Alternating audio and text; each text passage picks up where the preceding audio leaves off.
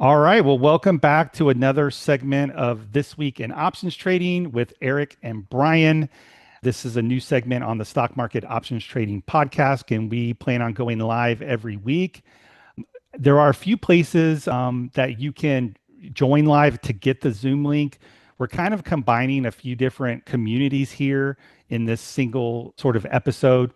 So one way that you can join is by going to stockmarketoptionstrading.net. That is the community that's geared towards the podcast itself.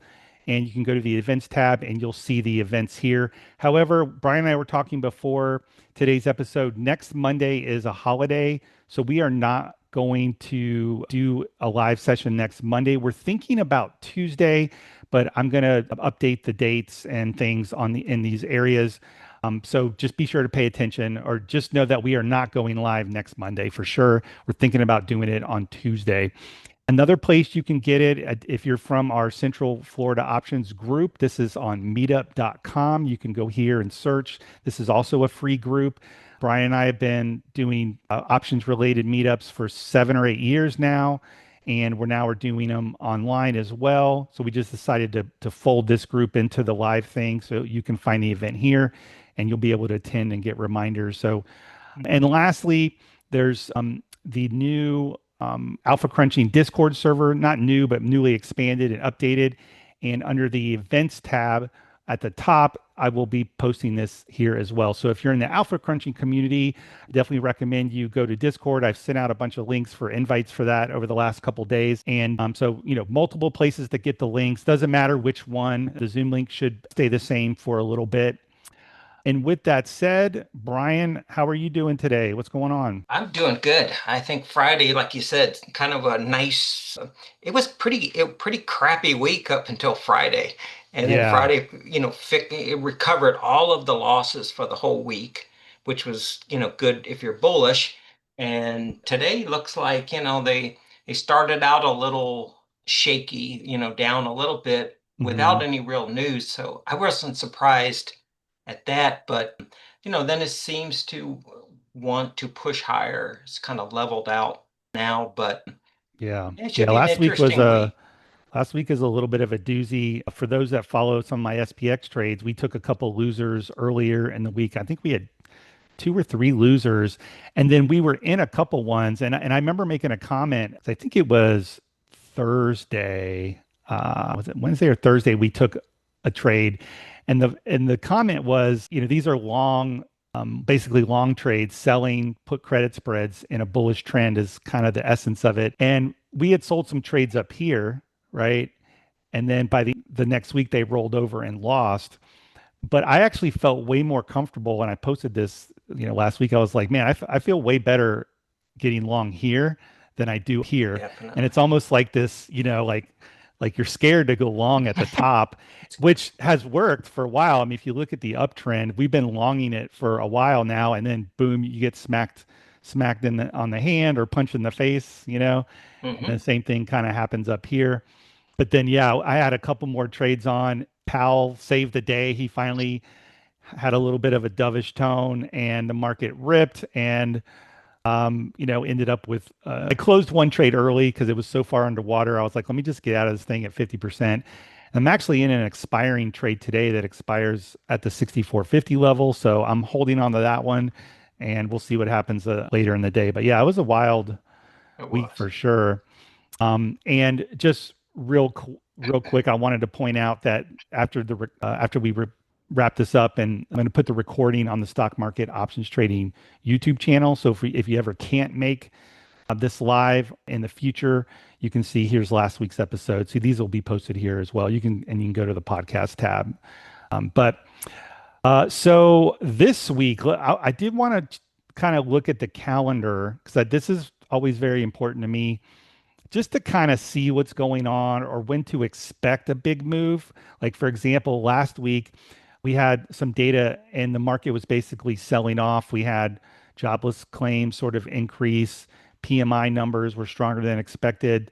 But then ultimately on Friday, we knew Powell was going to speak. And really around that time is when the market took off, at mid morning. So it's not that we can predict or know what's going to happen, but it's just like, okay, are you ready for that? Do you know if you're entering trades on Tuesday and Wednesday, are you aware that there's a market moving event? And basically they're every week, so ultimately you have to get over it. But that was last week. This week, and today is Monday the 25th. Home sales are strong, durable goods, but the bigger ones are GDP on Thursday and core PCE on Friday. Right. And I'm guessing we'll kind of chop around here and then we'll see what happens here. But what's your take on the calendar and sort Well, of general expectations this yeah. week? I mean, it's heading into a holiday weekend. That's one thing. But I think the core PCE is a big one because a lot of people say that's the Fed's favorite inflation gauge. The Mhm. the other thing is unemployment numbers will be important because remember it kind of that was one of the catalysts for taking the market down was Yeah. unemployment numbers were higher than expected last week. So it'll be interesting to see, if they come in line, then we'll probably be okay. If it's way higher than expected, that could be a drag to the market. And Yeah. usually what I see on these kind of reports, Eric, is if it's in line with the expectation, it doesn't do much to move the market one way or the other. But if it Right. misses or exceeds the expectation, that's when it really can have an effect on, the market. Yeah. And sometimes you get into the weird scenario. It actually happens a lot where bad news is good news and vice versa. Right. And what it seemed to me is, like you said, these jobless claims were worse than expected. And up until Friday, the Fed was kind of, a little bit hawkish. So this is Mhm. actually bad. But then once Powell said, they're open to rates or whatever it is he said, I actually don't know if jobless claims, if Well, they came in like bad, would the market react because they're expecting more cuts, at that point. So yeah, that's why that's the game. It's yeah, like right. you actually don't know what's going to happen. But I agree. And generally, if things come in line and there's no real surprises, the market's probably going to go higher. Yeah. The So other thing, Eric, on your and I love Forex Factory, and mhm. but they'll weight it in terms of how important they think it is. Yeah. So, the yellow or the orange are kind of important, but not super important. And then, the reds are the ones that they generally feel like these are the most critical of the reports that are coming out. Yeah, and for anyone, this is a free tool at forexfactory.com/calendar. That's the one I use. It's pretty easy. And again, that you can add in lesser, according to them, lesser important reports, but it starts to get really full. So I typically just look at the orange and red ones. Hmm. And, you might say, oh, there's nothing happening on Wednesday, but actually there's, a few things on Wednesday. It's just Hmm. those aren't real. Sometimes you see the Fed speakers, Right. but yeah, I like to check on that. For those that are on the Alpha Crunching Discord server, I've attached the Unusual Whales options bot. So if you want options flow, you can use that. But one of the commands you can put in here, which I already did, economic calendar, and it'll pop up and it'll spit out this week's calendar. You can click on that. So you can also get it here. Again, if you're, we just try to put things in different places, but this is a pretty cool tool for the calendar as well. So I don't think you get as granular with Forex Factory, like filtering out the importance, that type of thing, but that's a pretty cool resource as well. Hmm. So I wanted to get your opinion, Brian, on a trade that I took last week, and that trade was Intel. And I know that most people associate me with SPX options trading. However, I actually trade other things. I just don't really post and talk about it because, it can be finicky and I'm not fully convicted and I can get in and out of things all the time. But I did want to share this because I thought it was an interesting kind of setup. And in case you don't know, Intel's been in the toilet for a while, and we've got this kind of large sort of basing pattern that it's been going through. But what it perked my ears last week was that there was a rumor or report that the U.S. government was going to take a stake in Intel, and so I said, okay, well, I want to, if that's true, then I want to be able to participate and kind of thinking in a little bit of a longer time frame. This isn't 7D DTE or anything. This is just kind of more position trading, if you will. Mhm.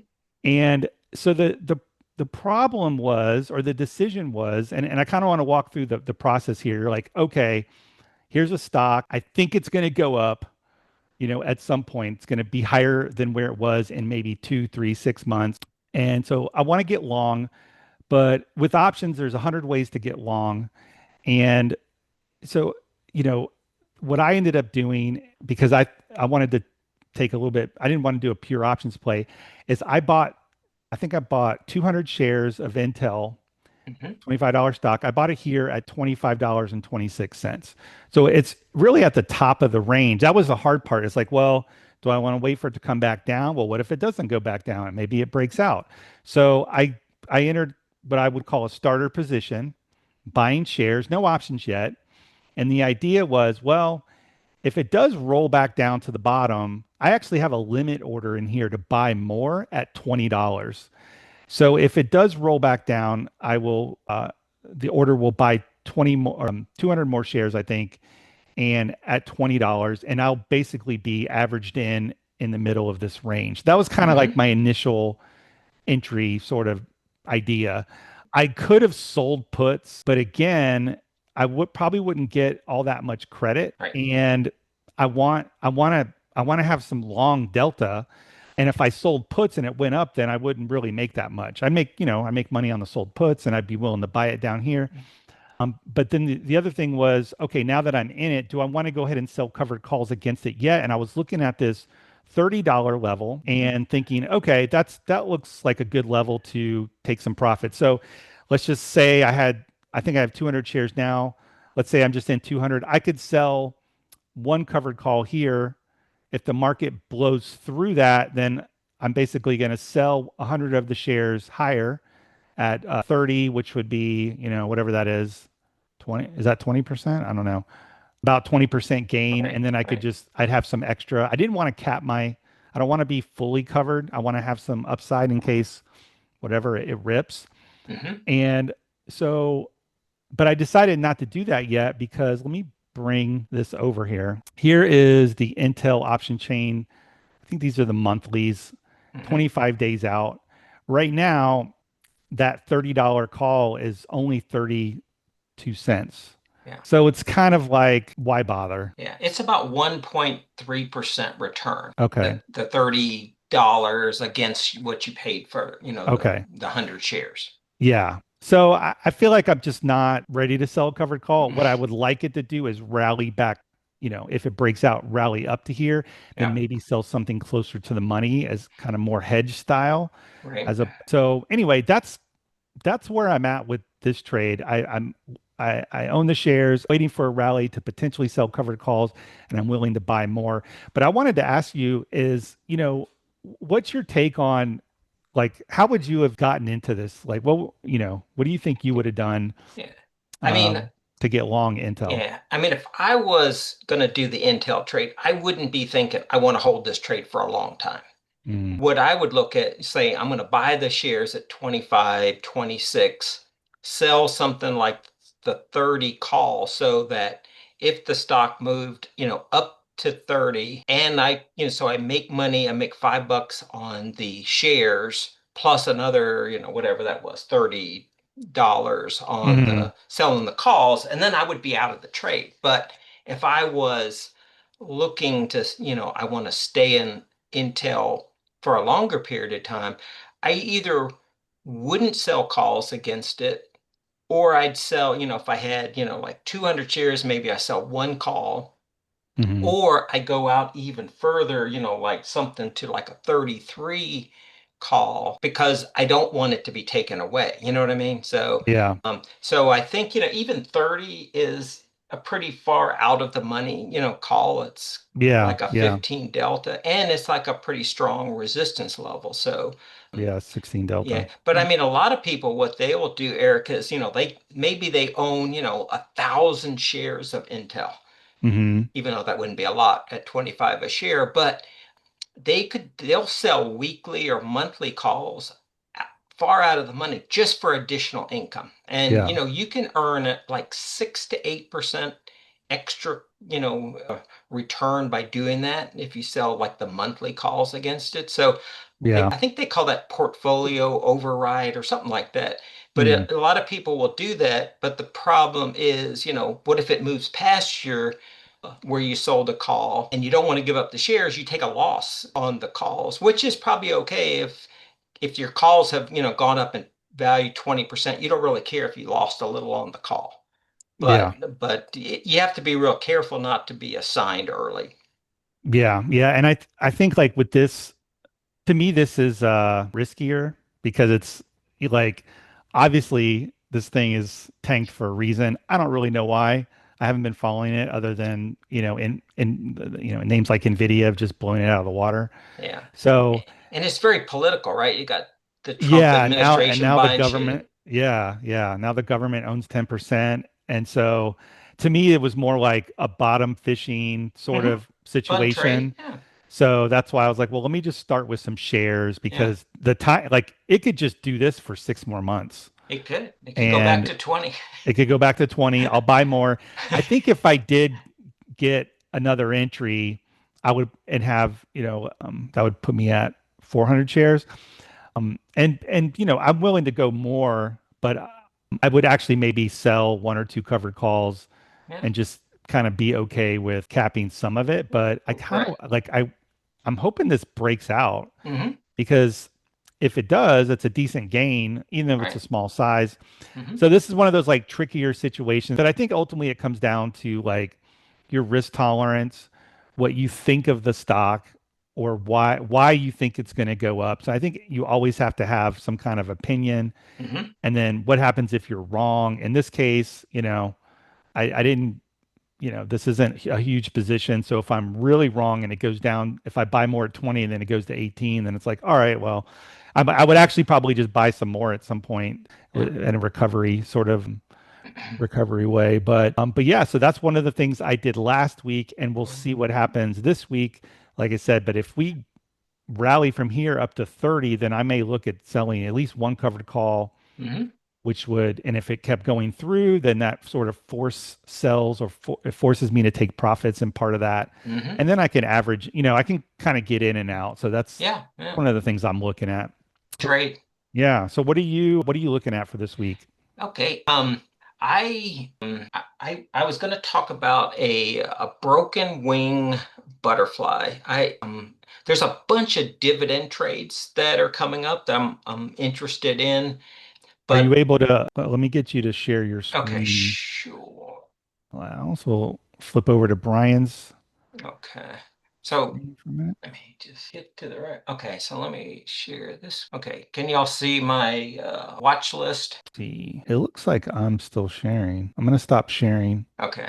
Oh, I can see it now. Okay, perfect. Okay, so every Monday or over the weekend, I create a watch list of for a number of different strategies. The top one is kind of the covered call. This is primarily looking for dividend capture trades.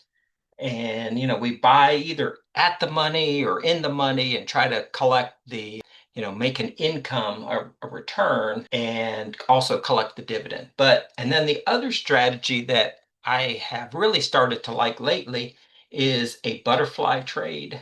And then we do the poor man cover call. I do a lot of those. But today I wanted to talk about just an example of a broken wing butterfly. And I like broken wing butterflies because there's no risk if you're right and it moves beyond your strikes, there's no risk to lose. So let me show you the chart on Carvana. So can you see my chart, Derek? Yes, I can see your Oh, chart. oh, Yeah. okay. Sorry, I was So muted. this is Carvana, and the first line here, this is where I would buy my call, and this is where I would sell my two calls, and then I'd buy a call up at this level. So you can see the chart, it's starting to, push higher, and this 390 area is a really nice kind of level that it could get to over the next few weeks. So this is option strat, and they have a free version, and that's what I use. but I put the trade in option strat. So this particular trade, we're buying one call 360 per batch. And then I sell two of the 390s, and then I buy one of the 410. So that's a broken wing butterfly. And the reason it shows it as a broken wing butterfly, you see how this side can go down, but if you go out on the long side, you can never lose by going too far. So, and the way it works is if Carvana gets to 390 at expiration, it would make a pretty nice return, like couple $1,000. And your trade, at this number was 795. So the odds of hitting that peak are pretty slim. But even if you start getting close to it, you can make a nice return on your money. So the other really cool thing that this website does, it gives you, this is the graph. They also give you a table. And what this table does, it shows you by day across the top and then the price number. So if it gets to 385 by next Friday, then this trade will have made a $300 profit, a 50% return. So it doesn't have to go, all the way to your number to get a nice return. And I generally try to collect about 50% of what I paid for it. Right. So that is kind of an example of a broken wing butterfly on a stock. And the other piece is, the cost of the trade is pretty minimal. For a $400 or $350 stock, this trade costs you $700. So, and then you could, there's others that you could do less, but I just wanted to kind of show an example. And the, reward to risk is 3-to-1. So that's the other thing. It kind of flips it on its head in terms of the risk reward. So if you were doing a credit spread or something like that, it would be a 1-to-4 instead of a 4-to-1. So that's kind of what I like about the broken wing butterflies. Now, if I had just gone out there and made this a regular butterfly, it would have looked like that. Like if it had gone too far, you could start losing money, even though you were completely right on your thesis. Interesting. Can you, so in Thinkorswim, Tasty Trade has it, but I just it doesn't work as well. But in Thinkorswim, they have this thing called in the risk profile called the T. I think it's called the T line, and it's basically I don't know if it stands for the today line, but it basically tells you, okay, this will do the same thing. So it'll show you by day where the profit loss graph kind of gets to. Right. So that curved line is like if the market rallied or if Carvana rallied, I should say, up to let's say 370, it'll show you the profit. And I think the biggest takeaway is understanding that you're buying an out of the money call fly. Yeah, I mean it's really that's giving you long deltas. So you're basically long, right? Definitely a bullish trade. Can you put that back to a regular butterfly? Because I'm interested to see compare kind of like. So that's your regular butterfly. Right. So you get a little bit of long delta with an out of the money fly, but yeah, it starts to curve over real quick. Yeah, and so if it goes too far. The other thing is if IV goes up, it changes it. So yeah. But it's a pretty interesting, it's a fun strategy in that, you can participate in bigger, higher price stocks that could make a move. And yeah, and if you do get a little bit of move, time is on your side too. Really, it's just if you don't get the move, because this is more of a directional trade in a sense, right? Yeah. I mean, if the stock stays exactly where it is by and you get out, say, at 2 weeks, it's still going to pay a decent return, even though the stock didn't really move. Yeah. Because you sold 2 short calls. They're collecting credit. Right. And those are essentially out of the money. They're out of the money. And they are losing money, which means you're making money on those. So Yep. So, I really like that table. I hadn't seen that before. I've seen the line on the chart, but You know what? I it's like this, interesting. Eric, because once you put the trade on, if you save this trade, and then you're like, okay, where should I be next Friday if the price is at 365? Right. That kind of thing. So I'm assuming this table updates with IV and it stuff, does. probably. It Yeah. does. So anyway, it's a pretty cool little website. It's optionstrat.com Yeah. Do you and do it's you know free. if it like how often does this update? Is it like end of day? Yeah, I don't know, Eric. Okay. Um, but it's it's an interesting what I like about it is that the reward to risk is so much better in your um and I generally would exit at 50% loss kind of thing. So if I paid, Hmm. 500 and it got down to 250, I'd probably just get out of the trade. Yeah. But, and what I'll do sometimes if it's, if I do multiple contracts, sometimes I'll hold at least one or a percentage of them to expiration so that, if you got really lucky and next Friday we're up in this, 385 to 400 range, you could make a really nice return on the trade. Yeah. Yeah. Very interesting. Yeah. And based on the graph, I mean, it's very doable, right? It could get up in this area. Yeah. I mean, just retesting the highs, right? Yeah, Basically. yeah, that's exactly why I like a trade like that. It's in a bullish pattern. Yeah. The money flow is positive. The RSI is good, and it's moving up. And even if it just got to 380, it would still be, a pretty nice trade if it got to around 380 at expiration, it could be worth, $1,000. Yeah. So, Nice. and anyway, that's my broken wing butterfly trade. Very cool. Yeah. Thanks for sharing. Hmm. Let's open it up to the chat real quick. Does anyone have any questions or comments about either of those trades? No questions. All right. Well, I mean, I thought I was really going to share was just kind of the market current like one of the trades I'm in and kind of looking at. Is there anything that anyone else would like to see today before we wrap it up? Okay, we got one in the chat. It would be awesome if you would show the ASD thing. Okay, I can show the ASD thing. Yeah, we can get into that. Anybody else have anything about the stuff we've already covered? I've got another.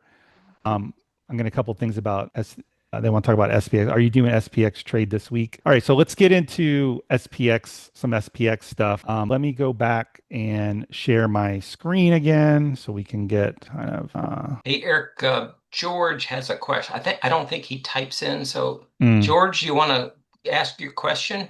yeah, go ahead. Yeah, can you hear me? Yep, loud and Yep. clear. Okay, very good. Well, first of all, I'm very glad that you're having this once a week Zoom meeting instead of every month. And also, I listened to Eric a couple of weeks ago when he was giving his presentation. But anyway, I have comments about all three of the trades that you were talking about for the past half hour. Number one, when Eric was talking at his presentation, he said he likes to do credit put spreads, and especially on the SPX. Uh, uh, wouldn't it be easier just to buy a call? Because that's usually how I do my trading. I just do directional trades. Try to Hmm. keep it as simple as possible. Number two. Okay, number two. You were talking about that Intel trade.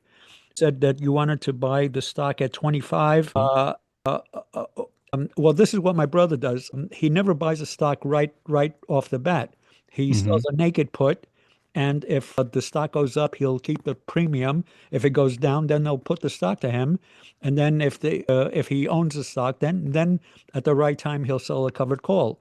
So he never buys a stock right off the bat. And then number three, you were talking about that Carvana trade where you were doing a broken wing butterfly. Now, I always knew what a butterfly was, but I wasn't sure about a broken wing butterfly. But I believe that you said that you bought the call at 360, and then when it got up to 390, then you sold two at 390, and then you bought another one at 410. If to me, if a stock goes from 360 to 390, I would take the trade off the table Well, right then and there, yeah. and then maybe I would buy a put at 390. Yeah, I mean, when I say the different strikes, we're putting them all on at the same time, George. Oh! I thought that you didn't. I thought you just started with the call and then No, no, up no. to It's three. it's it's one trade. with Oh, those three strikes. okay. So what's the difference between a regular butterfly and a broken wing butterfly? The only difference is the width, The width of difference the. between the first, second, and third I see. strikes. Oh, okay. So with a regular butterfly, they're all the same. Width apart. Right. Okay. Hmm. Okay. So with my first question, why do you do a credit put spread or a credit call spread instead of just buying a straight call or a straight put? So for my SPX strategies, so there's a couple things. The reason why we trade SPX is to try to take advantage of all the expirations that they have. Right. And if you and there's no assignment fees and that type of thing. So buying a call option, for example, let's say you're long, you think the market's going to be higher. Buying a call option on the SPX is really expensive. So if you want to trade SPX, most of the time people will talk more about spreads because they're a little bit more capital efficient. But the other reason why we go with put spreads versus, let's say, buying calls is really, it's just a time decay sort of situation because with a Even if you were to buy, let's say, a 2-month option. well, that's more of a longer style of trading. Let's call it swing trading, if you want to call it that. And you're not really taking advantage of the SPX, or I guess the reasons why I trade SPX. There's a capital efficiency there. So let me, for example, let's go to SPX. So let's say you wanted to buy an SPX op. This is just 1 month the expiration. So to buy the call, sort of at the money call, would be about $8,000 to buy that call. And Because so I usually trade SPY, and it's about a tenth of Right. the price of SPX. that's correct. And I just wanted to mention something. Do you Hmm. remember back in April when the market dropped like a rock because Hmm. of the tariffs and what have you? And normally the VIX on the market is usually around maybe 15 or 16. So if I buy a 1 month or a 6 week call option on the SPY, it would cost maybe about $1,000. Hmm. So because the market dropped like a rock, all of a sudden the VIX went from 15 or 16 up to around 50. Hmm. So the options that I normally pay $1,000 for, all of a sudden they're over 2,000. Right. And do you know that even with the extra cost of the options, I was just paper trading. I made my biggest profits of all time, because the market was dropping like a rock. I had Hmm. some put options that were losing me money. And then all of a sudden, when the market dropped, all of a sudden my put options came to life. Yeah. And I remember I got out, I had a doctor's appointment. I came back home at 3:45. I saw all my put options were in profit. So I got out of all of them. Then on Friday, it went from 530 to 500, and I thought it's going to hold at 500. And then on Monday, it goes down to 480, 481. Hmm. So I was buying some more put options, and I made some more money. Then when it got down to 481, I bought some calls, and those exploded. So with all this volatility and with all this extra cost of the double or more of the cost of the options, I was making a fortune, Yeah. on paper. Hmm. But still, even with the extra cost, it still turned out to be my best returns that I ever had. Uh, Yeah. yeah. Yeah. And I mean, of course, you're talking about a very specific sort of market scenario. Yeah. Um, But it was pretty scary because yeah. I'm not used to paying twice the amount for options, and I didn't know, Right. once So this is uh, this is hey George, let me pause you real quick. So this is where the difference between buying a call option and selling a put spread is. With a put spread, or what you're saying is if you're right and you get a huge move, you're going to make a bunch of money. That's pretty rare, I would say, because usually the market has priced in most properly, unless I mean, really, you're following the market and you're a day trader. Maybe that's a different scenario. But the thing about put spreads or spreads in general, even the butterfly, condors, those type of things, is you're defining your risk and you're also defining sort of like it's like fixed. So if I sell an at the money put credit spread, then they offset the Greeks get offset a little bit. And let's say I do a 3-to-2 risk reward. I'm risking 300 to make 200. That's it doesn't matter what volatility is going to be. It's still going to be the same risk reward. So what I'm able to do over time is allocate a specific percentage of my portfolio to that fixed amount. So if I know I'm going to lose $300 per spread if I lose and to make 200 and I want to risk $1,000 per trade, then I simply sell 3 credit spreads. With single options, the single price of the option is so varies that your risk is going to vary, and you can't it's harder to have a consistent allocation, and that kind of shows up in the back testing as well. I don't have an example for that, but I think it's just a different style to kind of go back to your original question. It's like, if you're okay with more, let's call it random rewards, you're going to trade a little differently. Like you might be okay with a 30% win rate, but you want your winners to be like massive. So I'm kind of in the other camp. I'm good with a 60, 70, 80% win rate and just kind of, medium wins and medium losses. So it's just a different sort of approach and style. But specifically to SPX, the reason why, like you said it already, SPX is 10 times SPY. So I don't know that you would trade SPX the same way as you trade SPY. I don't know any SPX traders that buy single SPX calls or puts. So if you want to trade that style, then you're probably better off just sticking with SPY. So that's kind of my sort of take on that. Just say different strategies, different style. So, one isn't necessarily always right or always wrong, but it's a different style. And I think your style is what we're, a lot of it, what we focus in on here, but it's good to hear other people's that are making money doing different strategies. And yeah, and I think too, I think it's been ingrained in us to be a little bit more on the option selling side because you get time in your favor. They're a little bit more forgiving.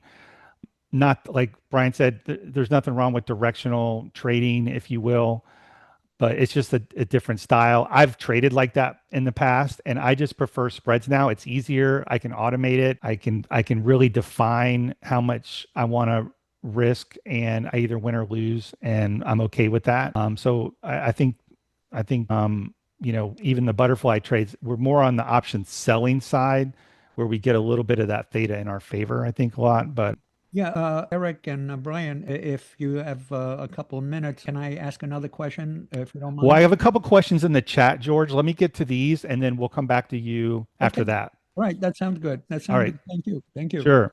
So I had a question about if you would show the ASD thing. So I want to talk through. I posted this over in the Alpha Crunching Discord this weekend, and I've been doing some preliminary testing on the ASD indicator from Alpha Crunching. And so if you're already over there on the Discord, if you've been invited, it's in the strategies research, and you'll see preliminary ASD 0DTE research. So let's hop into the Alpha Crunching app real quick, and I'm going to go through this as quick as I can.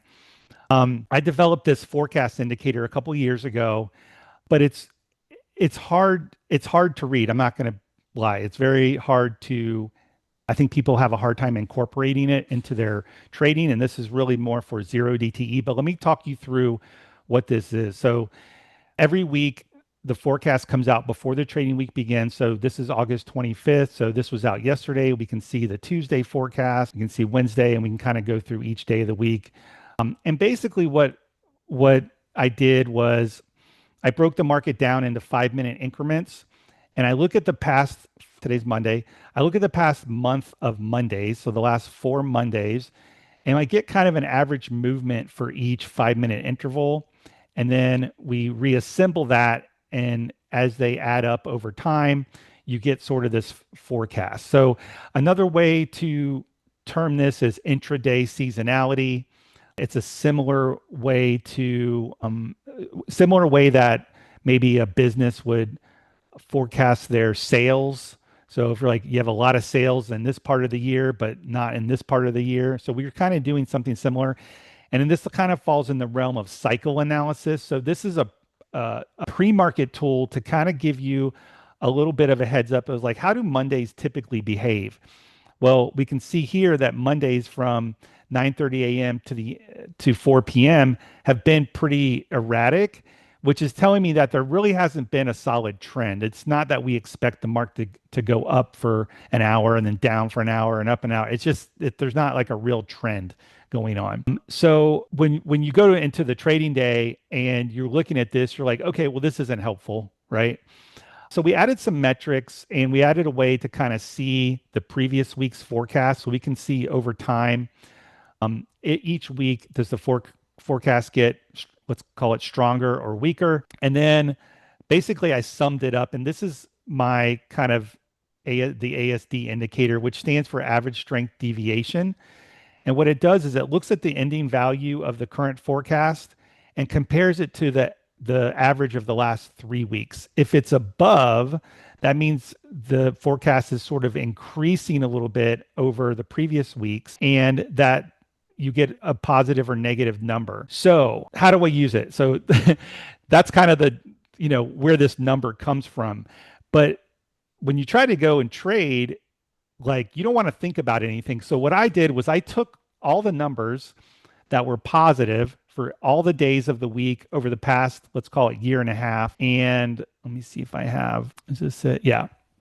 So I put these dates into Option Omega and basically saying, hey, if the ASD is positive, look at taking a 0 DTE put credit spread.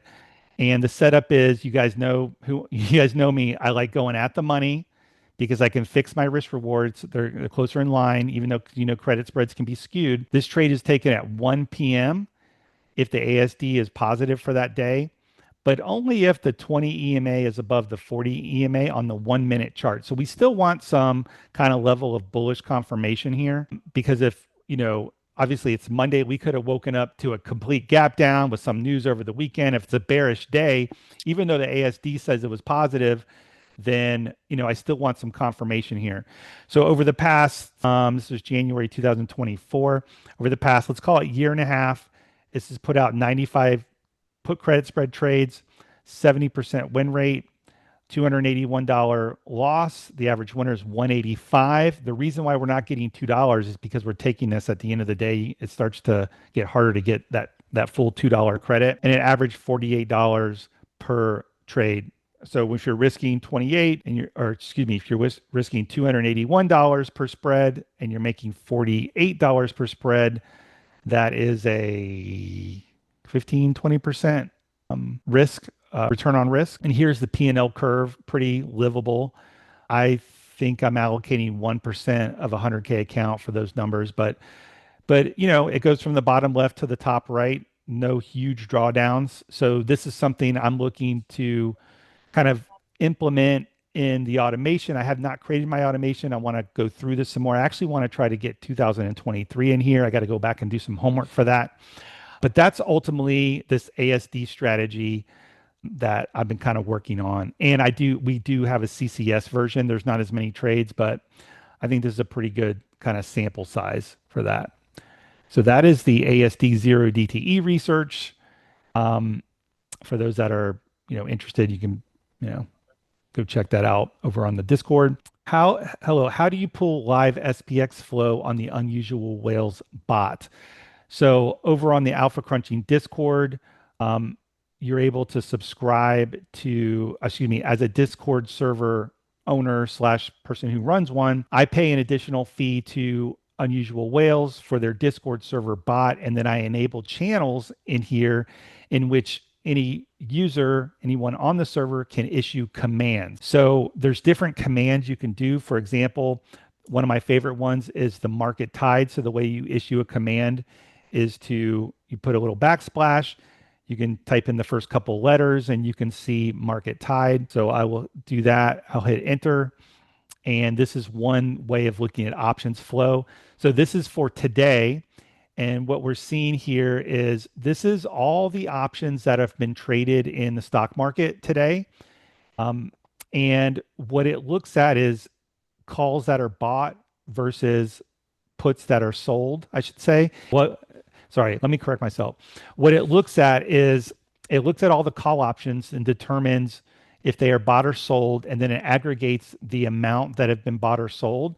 So what we can see is that today the green line here is the amount of call premium that has been bought or sold. So we start at 0 and calls have been going up and puts have been going down.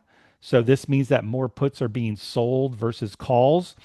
And this yellow line is the 1 minute chart of SPY.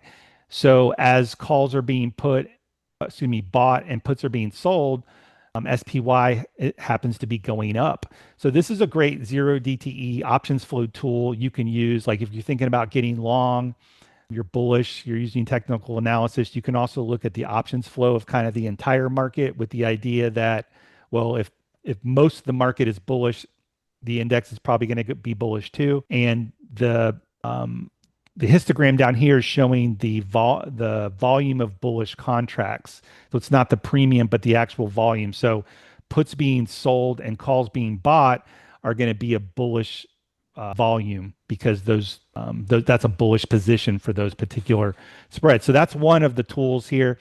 But you can explore the different ones. There's net flow, for example. Net flow, then you put in a ticker. Let's put in SPY. And this will give you the flow for SPY options on the day. It's very similar layout. However, with sometimes the indexes, the flow can be sort of misleading. So I don't know what stock is, let's see what stock is kind of up to date. That might be optionable. Let's look at NVIDIA. That's always a good one, right? So we come in here, we can do net flow for NVIDIA. Type in NVIDIA. And here is the net flow for NVIDIA. NVIDIA is very bullish today and the options are following along. And so that's some of the options flow tools. But if you type in the command here, there's a lot of other things we can do. The economic calendar. These are the ones I use the most. Hottest chains, bullish. And it'll show you sort of the most bullish option chains for the day, and you can kind of go through. So this is a real-time tool. You just have to issue the command and it spits it out and you can kind of look at it. Okay. Well, we were coming up on the hour. I think we covered a lot. Anyone else have any final questions, or Brian, you have any final thoughts for the day? No, it was always a lot of fun. So thanks for setting it up here. Yeah.